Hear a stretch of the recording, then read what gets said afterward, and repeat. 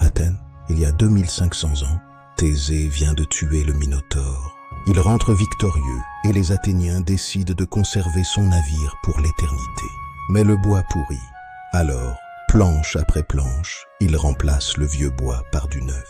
Des années passent, toutes les planches ont été changées. Et la question tombe comme un oracle. Est-ce encore le navire de Thésée? L'historien Plutarque rapporte ce débat. 2000 ans plus tard, le philosophe Hobbes l'aggrave. Et si quelqu'un récupérait les vieilles planches pour construire un deuxième navire, lequel serait le vrai? Cette question qui paraît anodine est peut-être la plus importante de notre siècle. Parce qu'aujourd'hui, les planches représentent votre cerveau, et vous êtes le navire. Votre cerveau, c'est 86 milliards de neurones reliés par environ 150 000 milliards de connexions.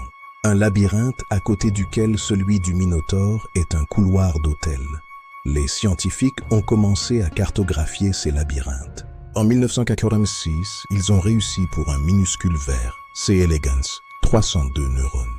En 2024, c'est la mouche drosophile qui est tombée, 140 000 neurones, 50 millions de connexions, grâce au projet Flywire publié dans Nature. Pour le cerveau humain, on en est encore à contempler l'Olympe depuis la plaine. Mais la question est déjà posée. Si un jour on pouvait copier parfaitement cette carte, copierait-on aussi l'âme?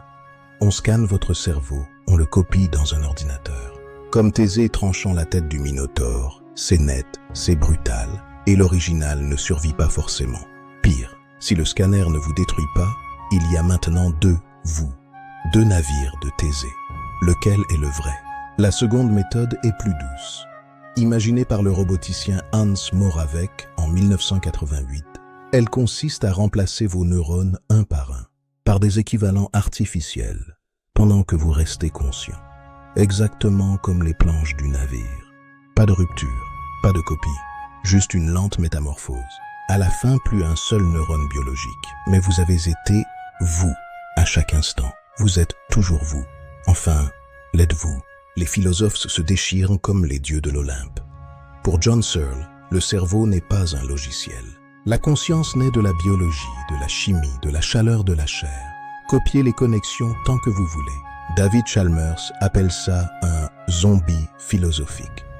Quelqu'un qui agit comme vous, mais qui est vide à l'intérieur. Ce qui compte, ce sont vos souvenirs, vos projets, vos amours. Tant que cette chaîne-là n'est pas rompue, vous survivez, même sur un autre support, comme une mélodie. On peut la jouer sur une lyre ou sur un synthétiseur. La chanson reste la même. Thésée a vaincu le Minotaure, mais la question qu'il nous a laissée est plus redoutable que tous les monstres de Crète. Car avant de savoir si l'on peut télécharger l'esprit humain, il faudra d'abord répondre à une question que 25 siècles de philosophie n'ont pas tranchée. Sommes-nous le navire ou la traversée?